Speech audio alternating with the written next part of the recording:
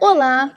Eu tenho certeza de que todos já ouviram essa música antes. E peço desculpas se ela ficar presa na sua cabeça pro resto do dia, mas você já prestou atenção na letra dessa música? Veja só o que diz esse verso. Ana Maria, toda envergonhada, não quis sair da cabine assim. Ficou com medo que a rapaziada olhasse tudo tintim por tintim.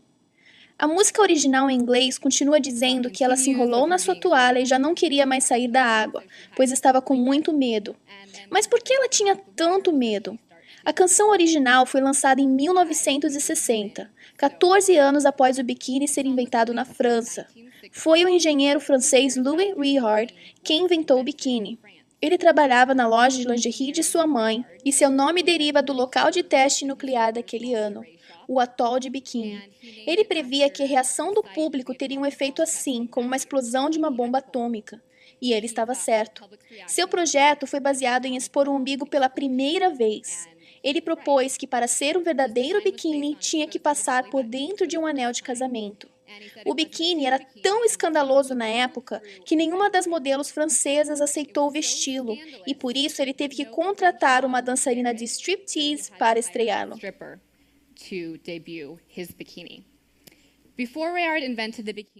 Antes de que Réard inventasse o biquíni, as mulheres usavam maiôs ou roupas de banho inteiros, assim como mostra a foto. E ainda que fossem trajes de banho de 2 peças, eram ainda muito discretos. Mostravam só um pedacinho do abdômen, mas sempre cobrindo o umbigo. Antes disso, na virada do século, as mulheres usavam esses trajes de banho volumosos e usavam essas cabines de banho que eram feitas de madeira ou lona sobre rodas. As mulheres entravam na cabine com suas roupas, se trocavam lá dentro e lá colocavam seus trajes de banho. Cavalos ou até mesmo pessoas arrastavam a cabine até a beira do mar para que as mulheres entrassem direto na água, não permitindo que ninguém as visse em seus trajes de banho. Bom, muita coisa mudou desde então, de praticamente vestindo uma casa de 36 pés quadrados ao uso de cerca de 36 polegadas quadradas de tecido. Você vai para a praia hoje em dia e praticamente todo mundo está usando biquíni. Mas biquínis não foram um sucesso instantâneo nos Estados Unidos. No começo, ele era visto como uma peça de roupa usada só por mulheres vulgares. Em 1957, a revista Modern Girl, ou Menina Moderna, dos Estados Unidos, disse que não era necessário nem gastar tempo falando sobre o tal biquíni, porque nenhuma garota com o mínimo de decência iria jamais usar uma coisa dessas. Um escritor descreveu o biquíni como uma roupa de banho de 2 peças que revela tudo sobre uma mulher, menos o sobrenome de sua mãe. Guardas na praia mediam os trajes de banho, e as mulheres vestindo biquínis eram garantidas de serem expulsas da praia. Por isso, não é de se admirar que a Ana Maria da canção estavam com tanto medo de sair da água.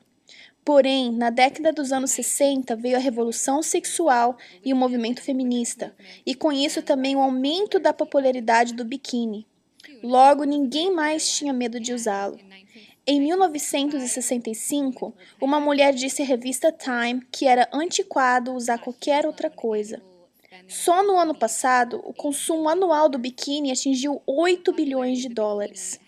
A popularidade do biquíni tem sido atribuída ao poder das mulheres, e não ao poder da moda.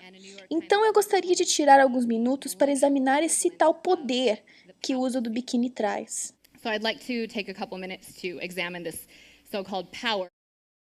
A few years ago, male college students at Princeton Alguns anos atrás, estudantes universitários da Universidade de Princeton, nos Estados Unidos, participaram de estudos de como o cérebro masculino reage ao ver pessoas com diferentes tipos de roupa. Os exames cerebrais revelaram que quando são mostradas fotos de mulheres seminuas aos homens, a região do cérebro associada com ferramentas, como chaves de fenda e martelo, reagiu. Alguns homens mostraram atividade zero na parte do cérebro que reage age quando se examina pensamentos, sentimentos e intenções de outra pessoa. Os pesquisadores acharam isso chocante, pois raramente esta parte do cérebro fica inativa desta maneira. Um professor de Princeton disse que é como se eles estivessem reagindo a estas mulheres como se elas não fossem plenamente humanas. É consistente a ideia de que eles estão respondendo a essas fotografias como se estivessem respondendo a objetos e não a pessoas. Em outro estudo realizado na Universidade de Princeton, quando homens viam imagens de mulheres em biquínis, eles muitas vezes associavam as fotos com verbos de ação em primeira pessoa, como eu faço, eu penso e eu sinto. Mas quando eles viam imagens de mulheres vestidas com decência, eles associavam os verbos de ação em terceira pessoa, como ela faz, ela pensa e ela sente. Pesquisadores da National Geographic concluíram que os biquínis realmente inspiram os homens a ver mulheres como objetos, como algo a ser usado, ao invés de alguém para se relacionar. Então parece que vestir um biquíni dá sim um poder às mulheres, o poder de desligar a capacidade dos homens de vê-las como pessoa e vê-las como um objeto. Este certamente não é o tipo de poder que as mulheres estavam procurando. O poder de ser tratada com igualdade, de ser vista como alguém capaz e de ser levada a sério. Parece que o tipo de poder que elas estão procurando é mais viável quando elas se vestem com decência. Mas agora vem o problema da decência. A própria palavra decência é muitas vezes mal interpretada, especialmente entre o público mais jovem. Me lembro de que quando falava com um grupo de adolescentes em Nova York e mencionei a palavra decência, uma garota gritou lá de trás: "Como é que eu tenho que me vestir então? Como uma vovó?" Fiquei até com medo na hora, mas confesso que eu também cheguei a pensar a mesma coisa quando se falava em decência. And I was scared. But I have to admit, Eu pensava que isso significava que eu tinha que ser deselegante, quadrada e fora da moda. Me imaginava usando vestidos como estes, sentada sozinha na minha sala, sem namorado e muito menos casando.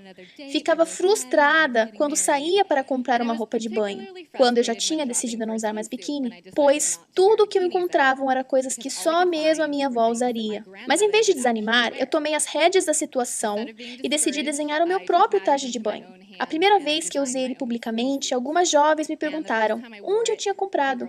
Na segunda vez, mais pessoas perguntaram, e assim toda vez que eu usava. Então decidi colocar o meu mestrado em administração de empresas em uso e começar a minha própria empresa de trajes de banho, no qual fez meus pais muito felizes, por sinal.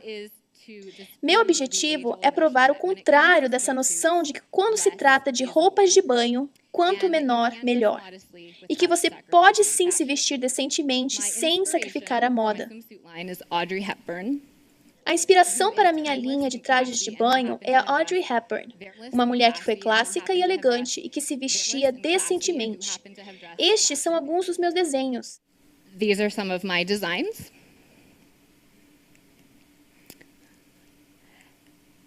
And my tagline is... E o meu slogan é: quem diz que tem que ser pequenininho? Bem, para responder à pergunta, se você olhar para a sociedade atual, todo mundo diz que sim, que tem que ser pequenininho. Desenhadores de moda, a mídia e até mesmo os pais. Meninas não estariam andando por aí usando lingerie sexy ou biquínis minúsculos se não fossem pelos seus pais que compram essas coisas para elas. Eu acho que a mulher da canção estava com medo de sair da água porque ela tinha um senso natural de decência, que infelizmente foi esquecida pela cultura atual e que precisamos trazê-lo de volta. Tenho dedicado muito do meu tempo, viajei por todo o país conversando com jovens sobre esse assunto e acabei de escrever um livro chamado Exposição Decente. Precisamos ensinar as meninas que a decência não se trata apenas de encobrir o nosso corpo, não é para nos esconder, mas trata-se de mostrar a nossa dignidade. Fomos feitas belas, à sua imagem e semelhança. Então termino com essa pergunta: como você vai usar a sua beleza? How will you use your beauty? Thank you.